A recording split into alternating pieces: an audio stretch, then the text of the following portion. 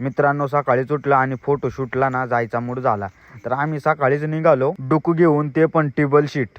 एक लोकेशन बघितलं होतं आंबेवाडी म्हणून, म्हटलं आज तिकडं आपण आज फोटोशूट करू. येता येता मांजर गावात पोहोचलो, तर मांजर गावात पण आपली फॅन फॉलोविंग आहे. पुरी लाजत होती मला बघून. तिडून मग निघालो ना पिरे आमचे काळे थोबडं घेऊन डायरेक्ट आंबेवाडी.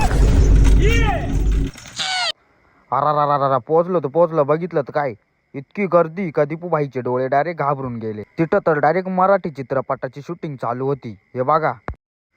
मग काय आमचं फोटोशूटचा प्लॅनच कॅन्सल झाला. एवढ्या लोकांमध्ये कोणत्या पोज मारीत बसवतो, मग कॅन्सलच करून टाकली मग फोटोशूट.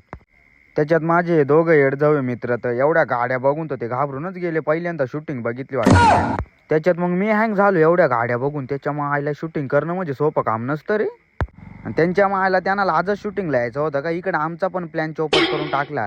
वातावरण पण किती भारी झालं होतं बघा, मस्त धुका. हे डोंगर तर तुम्ही बघितले असतील नाही का. हे बघा महाराष्ट्रातील उंच शिखर कळसाई. त्याच्यात आपली पण फॅन फॉलोईंग कमी नाही. हा बघा, हा आपला मित्र आहे. मग मी त्याला बोललो काय रे कोणती हिरोईन येले. तो बोलला श्रद्धा कपूर. अरे बाबा बागी पिक्चर मधली हिरोईन म्हणून बघूनच जावं लागलं. आपले मित्र पण भेटले नाशिकचे, ते पण शूटिंग मध्ये आलेले होते. ते एकदम भारी वाटलं बरं का.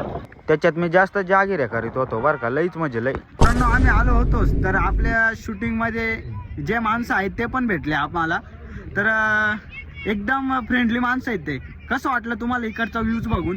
एकदम छान वाटलं, एकदम मस्त एकदम. बाद झालं माझं पण बोलणं, कारण की माझा व्हिडिओ बघून तुम्हाला कंटाळा यायचा. याच्यामुळे निघालो मी पण लवकरच घरी. मित्रांनो नक्की फॉलो करा.